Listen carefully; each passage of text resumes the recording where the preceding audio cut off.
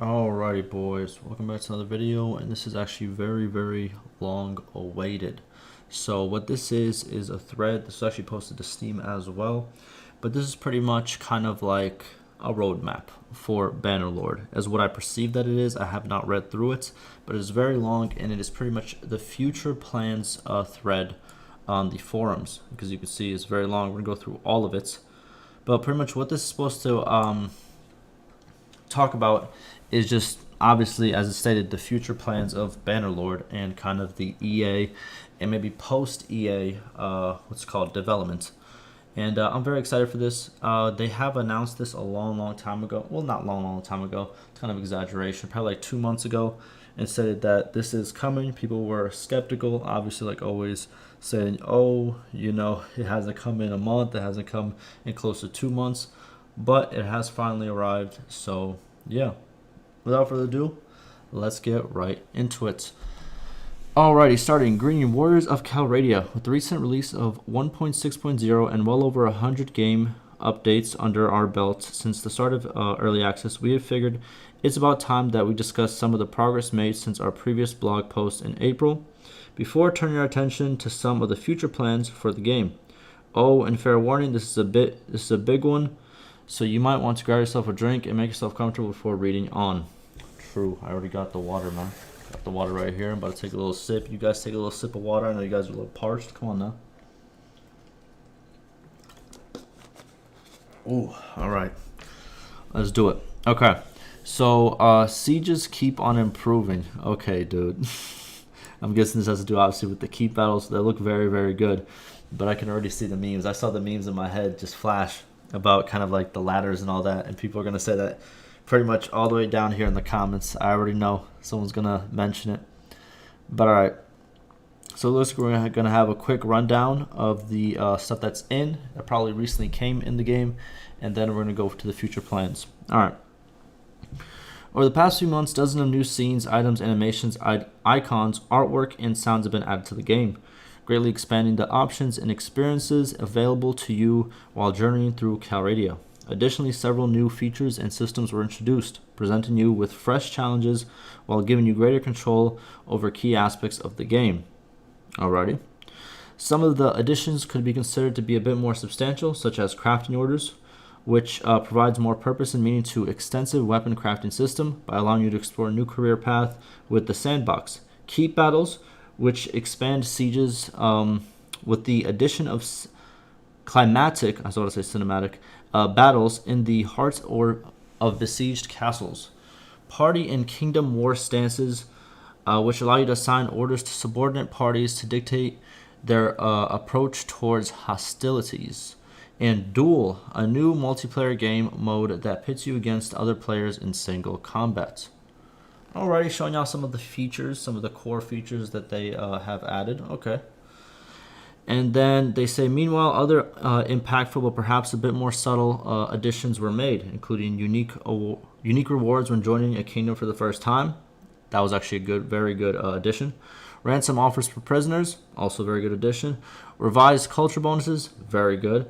More difficulty options, okay, including an Iron Man mode, which restricts your playthrough to a single save file. I think that's a pretty cool feature.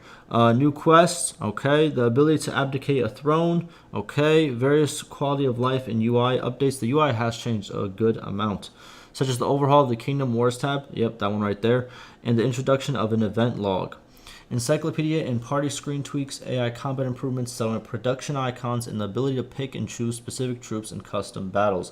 That last one is actually very good too. The ability to pick and choose specific troops. I feel like if they add just a couple more things, there'd be a couple more people you can play, or if you can make your own main character or something like that, like people can really make some very cool, custom battles. Like either post them on YouTube or whatever social media. I think would do very good. And it'll kind of promote the game in itself.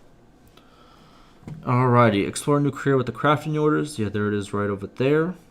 And then he goes, of course, none of this will be news to you if you have been following the development of the game from the patch notes or the development update videos or Stan's YouTube channel. Like that, they didn't say that, my bad. So let's move on to discuss some of our plans moving forward. Okay. Gamescom. Alrighty. Usually around this time of the year, we'd be sharing our plans for Gamescom with you. However, with the ongoing making meeting you in person in Cologne this year all but impossible, we have decided to forego participating in Gamescom-related activities this time around, including the online event. Instead, we feel that our time would be best spent keeping our heads down and focusing entirely on the development of the game without any additional distractions. Okay, so they got that grind set, man. Hey, cue the music. No, I'm just kidding. Listen, they're on that grind. Okay, man.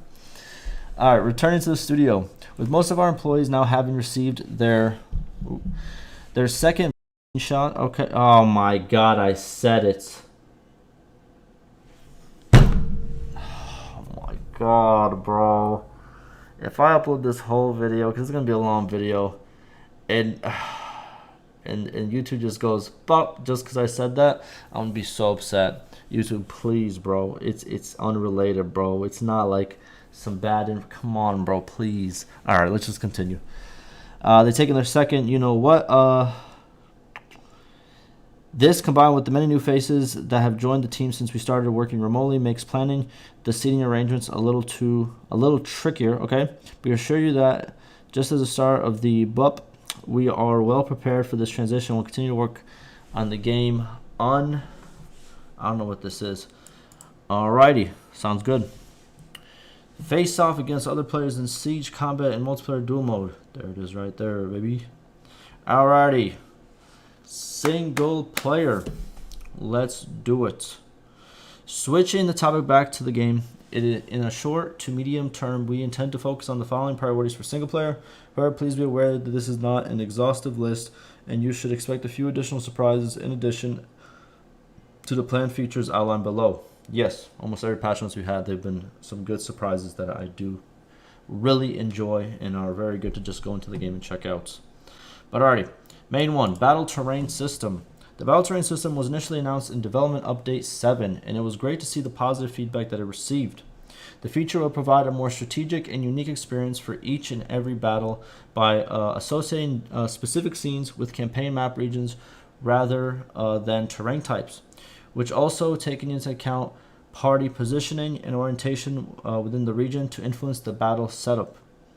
Since the announcement, we have continued to work on the system and have notably increased the pool of field battle scenes to better support it. However, due to the sheer scale of the feature and the amount of work required, you can expect to see updates to this through the addition of new scenes long after it is available to you.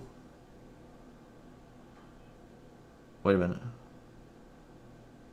Oh, okay. So what might happen is they're gonna release it, probably have a lot of the regions done, but not all the regions done. So some will still be kind of how can you explain it? Still random, and some will be completely done. And over the patches that we continue receiving, we're gonna get more and more scenes, and probably towards the end and towards the finish of it, you're gonna have the full battle terrain system, which makes sense. I know people are gonna probably complain about it, but it makes sense. And here it is, as you can see right over here. This is the battle scene, and this is how it will look in game. If you were to, like, let's say battle right there in the middle, they should have showed two characters there. But if you were to battle right there in the middle, as you can see, the water's right there. Okay, and it's similar. All right, makes sense. All right, next one, granting of Pureage to companions. What is that? While venturing through Calradia, it is almost guaranteed that you will pick up a companion or two to accompany you on your journey. These characters can fight alongside you in battle, or assist you in crafting, questing, or governing your fiefs. They may also be assigned to lead caravans or clan parties to earn you additional core influence. As your campaign progresses and the bonds between you and your followers develop, we feel that it is appropriate that you should be able to award them for their loyalty and service by elevating them to the ranks of nobility, if you so choose, of course. Interesting. Okay, I don't know exactly what they mean by that. Would they like run villages or something like that for you? Would they like become the commander of the village, or like the village notable, or the artisan, whatever the proper name is? Would they be in towns? Would they be kind of like in? Interesting. Okay, yeah, okay. Well, obviously, they're showing kind of stuff that they're going to be working on, and some of the stuff we have not actually heard of before this right now. So very good to hear. Next, Order of Battle. While the Mount & Blade series has always emphasized fighting alongside the commanding your troops from within the thick of the battle. Nothing speaks against establishing some order before you clash with your enemies. This feature will allow you to assign troops and heroes to formations, as well as give them orders and position them during the deployment phase for both battle and sieges. Oh my god. Is this like a drag? Like you can just drag it onto the screen, or like if you add it, like it gets on the screen, then you can drag it on the screen, like where you want to put it and stuff like that? Now hold on, man. They might be onto something here, because this is like, if I'm not mistaken, you know what I mean? Because I've never played Warhammer, Warhammer 2. People have always told me to play it, but it costs a lot. I'm not gonna lie to you, dog. It costs a lot, and like I bought a couple games that are very similar that cost a lot as well, and I stopped playing them, and I'm like a couple $100 down. You know what I'm saying? I'm not saying that's the only reason I don't get it, but I don't know. I've just always been. I'm waiting for the new one. Is pretty much what I'm saying. I'm probably gonna try out the new one. You know what I'm saying? But with that being said, whenever I see like YouTube videos on it and stuff of that nature, there's like this phase of like before the battle starts where whoever's playing, you can see like he has his formations and he kind of clicks on the different formations and tells one to fire there, one to move there, and stuff of that nature. And this is what kind of this screen reminds me of, and I think that's a very good sight. Hopefully there won't be any drama like, oh, they're trying to take from this and that. I think this is obviously going to be a little bit different. I don't think this is like you're going to play in this direction. This is just the pre-deployment, if I'm not mistaken, right? This is during the deployment phase, right? So this is before you actually get into battle. So it won't be the same feeling, but it has a lot of similarities, which I think is very good. I think this is very good, and hopefully this does address the problem that a lot of people who are more into formations kind of like feel, and hopefully this is something that's very welcome to those people who really enjoy formations and kind of like being more tactical in battles. I think this will really improve that. Alrighty, then we have banner bearers. See, look, they're hitting all the. I feel like they're hitting all the good points. You know what I mean? I think this is very, very good, because obviously, let's just read what he has to say. Alongside Order of Battle, we are working on the banner bearer feature, which will allow heroes to bring their banners to battle and have them carried by soldiers within their formation. Not only will this make battles more colorful and visually diverse, this will also be gameplay. There will also be gameplay effects for the soldiers marching under each banner. Sick. And I know people are going to be like, oh, they should have added this in the beginning. I don't care. I think this is great. Again, another good feature. Good to see. Good to see. And it's going to be very cool to, like, when you have an army and you just deploy, and obviously every single clan has their own kind of, banner, and seeing like all those charge it, that's gonna be sick, bro. It's gonna be sick. Okay. Next, party templates. Okay. Another means to increase the variety of encounters and make the AI party leaders feel more distinct are party templates. Currently, party leaders pursue largely the same effective template through the recruitment and upgrading of troops. We will explore and implement a greater number of templates that may be assigned to AI party leaders based on their culture and character traits.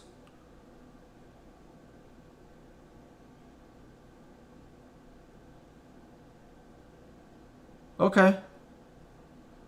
So make party leaders a bit more different. Okay.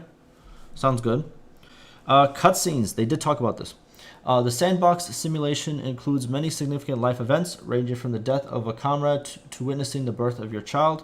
Whether these are ill or good tidings, they are currently communicated quite absurdly. I said absurdly. Abstractly. Did I say that right? I don't know if I did.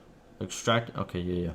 As such, we intend to give them more life and improve overall immersion by introducing several cutscene notifications similar to the existing execution animation.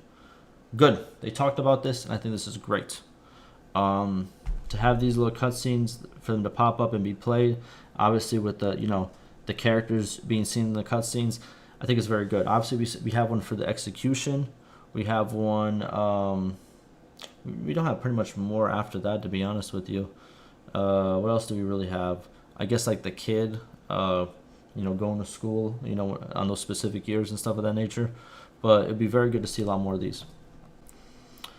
Then he goes, looking a bit further ahead, we will continue to make progress in many other key areas of the sandbox, with some of our longer term priorities being, okay, longer term. This is what I'm saying. I low key, guys. Let me tell you something. The devs have pointed to it, and I'm just gonna kind of say it again, because people are wondering, like, well, not people aren't wondering. It's more like it's coming to the conclusion that the game might be extended more. I say this because some of the devs, they have posted before on here saying, you know, things along the lines of, we're going to keep working, and if we need more time, we're always going to push it back. And one of the devs stated more concretely that, what's it called? That they're leaving the company. You know who I'm talking about. People who are in the know, they know who I'm talking about. He said that he's leaving, but at the same time that they're, what's it called? That he thinks that they're going to go for more time, a couple more months, pushing into 2022. And he made a post about this on like the forums. It's not like it's some insider information, but I know that not everyone probably saw the post. But this is for people who haven't seen the post and are kind of wondering, like, you know, I'm seeing a lot here. Is this all going to be finished in this amount of time? Is it going to be rushed? No. Like the other devs have stated, and how I think it's going to be is they are going to push it out even further. And I think it's good for the game. I know people are going to be like, release it now for the mods, man. Release it now so the mods can fix the game. It's nonsense. I think that, you know, even if people aren't really enjoying the pace of the changes, I think people are coming around because we're really, you know, we're getting into the good core changes now. And it's looking really good. It's looking really good. And just by reading some of these, this will add so much more to the game. And I think this is great. I mean, I think this is all these things right over here combined together. You know, you might think, oh, what are these cutscenes? Even though they're not the biggest thing, they'll add so much value. You know what I mean? Like, a lot of small features put together adds a lot of value. You know what I mean? A lot of underappreciated value. You know what I mean? Alrighty, what else do we got? Alright, so Sally Out. This is where we're on. Sieges in Bannerlord are quite dynamic events that can play out in a number of different ways, with one outcome being defenders sally out to break the siege. Currently, the game will initiate a standard field battle for these encounters, which can be a little immersion breaking and isn't truly befitting of the event. Okay. In the future, we want the sally out action to have its own dedicated mission that plays out on the relevant siege scene, making these unique events a bit more special. Nice. Okay. Then he said this. I don't know what this means, but okay. Interesting. So obviously it's going to be like its own mission, kind of like, let's say Keep Battles is considered a mission, right? Or a Prison Break is considered a mission. It'll be like a specific trigger that happens and a specific thing that happens with the two parties involved. You know what I mean? The defenders and the attackers. Again, very good. Next we have is scenes. As always, and as our recent patch notes can attest to, work continues on adding a variety of new scenes to the game in addition to towns. Our current focus is on creating scenes for the battle terrain system. Naturally, you should also expect to see improvements and updates to existing scenes, as well as the addition of some new, more specific scenes. This looks very nice. What is this, Rome? You got the Colosseum. It's not Rome. Is it Rome? Nice, though. Overall, very nice. Talking about unique town scenes for you to explore and conquer. Okay. Next, Claimant Quest. Okay, what is that? The setting of Mount Blade to Bannerlord is one of turmoil, with the Emperor murdered and the Calradic Empire holding towards civil war. It should come as no surprise that such times to change provide opportunities to actors that would otherwise have stayed in the shadows. This may just need the right hero to help them press their claim. Interesting.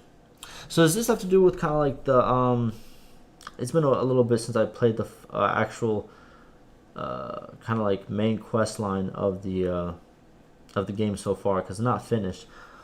But I feel like there like right now you can create your own kingdom, but you can't take over a kingdom and become like that person or help somebody become that king of that kingdom.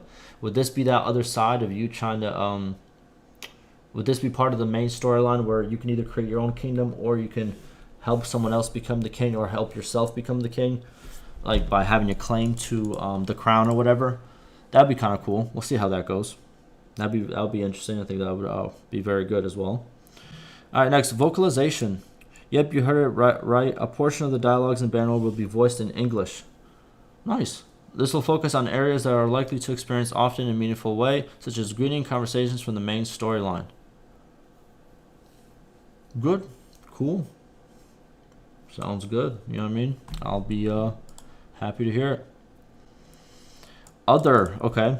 Of course, we'll also be working on maintaining, balancing, and improving all the existing single-player features and content. This is including further AI fixes and improvements for sieges in particular, as well as a continued effort to improve performance across the board. Always appreciated.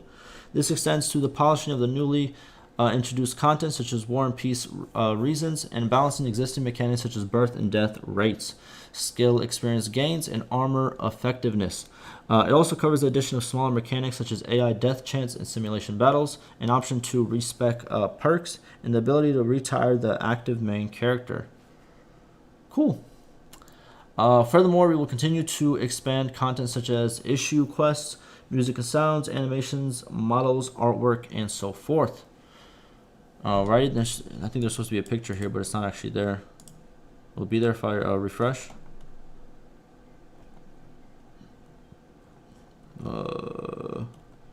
Nope, it looks like the picture was just left out. Tis what it is. Alright, multiplayer. Moving on to the multiplayer side of the game. These are our current priorities for the short to middle term. However, just as single player plans outlined above, this is not all-encompassing list. Okay, so they've talked about this. We've talked about this in the past. Alright, let's see it. Ranked matchmaking. The matchmaking system will allow you to play the game in a more competitive setting and be assigned ranks based on your performance in both skirmish and captain modes. I think this is extremely needed. Here's why it's extremely needed. Games, in my opinion, I don't know if other people feel this way. Well, it's not even like the other people feel this way. Like, games in a way have to be kind of awarding. Do you know what I'm trying to say? Like, you know, you have to feel in a way like you're progressing, kind of like you're being rewarded for putting your time and your effort into it. You know what I mean? Especially for multiplayer games. And you get this through ranks. You get this through like achievements. You get this through like, you know, having stats and seeing specific things, your KDA ratio, this and that. It like makes the player want to go harder. You know what I mean? It makes the player want to be the top guy and stuff of that nature. You know what I mean? Or be better than the other person. So ranked is very, very important for matchmaking, for any multiplayer thing. You know what I mean? It's very important because what you're going to get is you're going to get, first of all, even if the multiplayer isn't large, like it is right now, it's not large. What you're going to get with the ranked matchmaking is you're going to get people who are going to get in there and want to be at the top. Then they're going to fight for the top with a lot of people. And then other people are going to see, hey, you know what I mean? There's actually people always online going against each other. And those people will join in. You know what I mean? And then they'll be like, oh, man. You know what I mean? It just keeps bringing more people in because there's going to be a lot more people trying to get that top spot. And I think it'd be very good. And I think it should have been out a lot earlier. But when it does come out, I'm going to try to fight for that first spot. I will, because I think it'll be quite fun. Alrighty, this system will be much stricter than the current match finding system when it comes to pairing evenly matched opponents against one another, allowing you to test your skills against other players on a more even footing. Good. I really hope it does good. I really do. Then we got progression system and skins. Alrighty, the progression system will reward you simply for playing the game. You'll be able to use your hard-earned points to unlock skins for your troops and sigils for your profile. Eventually, this will be expanded with further customization systems that will reward you for your multiplayer engagements and escapades. Cool. Like I said, I'm okay with it. I know people are going to say like, oh, well, there's people who can buy points. So if it's all cosmetic, it doesn't really matter. I think it's fine. Next, voice chat. A rudimentary version of voice chat was introduced in skirmish mode quite recently. However, We would be the first ones to admit that it was a little lacking. We intend to improve this over time by giving you more options to control over the voice chat system, allowing you to communicate with your teammates more easily and effectively. Alrighty, good to hear. Cheer and shout systems. Voice chat isn't really for everyone. Okay, and they're just talking about like cheers and stuff that they would incorporate, like most games. I'm gonna keep it a stack with you. This is fine. It just follows like what most games do nowadays. It's just, I don't know. I know people use them, and sometimes I'll use them, kind of like to kind of meme a little bit. But yeah, all right, it's cool. You know what I mean? I ain't got no problem with it. It's like a funny feature. MVP system. Of course, it is all well and good discussing the ways we intend to improve teamwork and communication in multiplayer, but that doesn't mean that there shouldn't be a bit of healthy competition within the team either, right?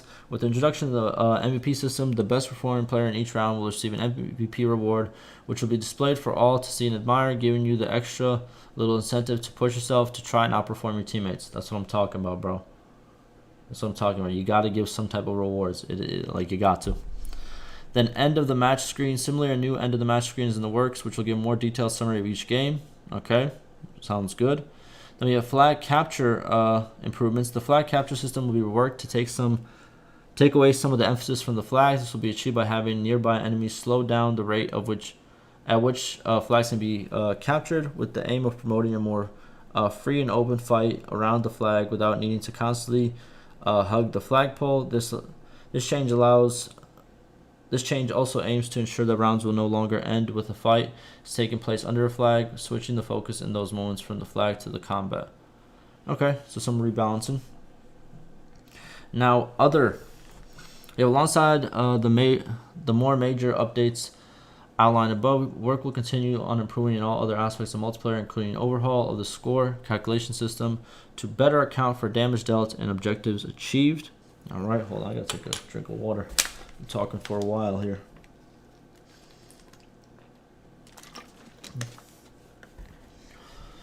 Alrighty. A rework of the entire scoreboard. Okay. The addition of multiple projectile mangonels to Siege.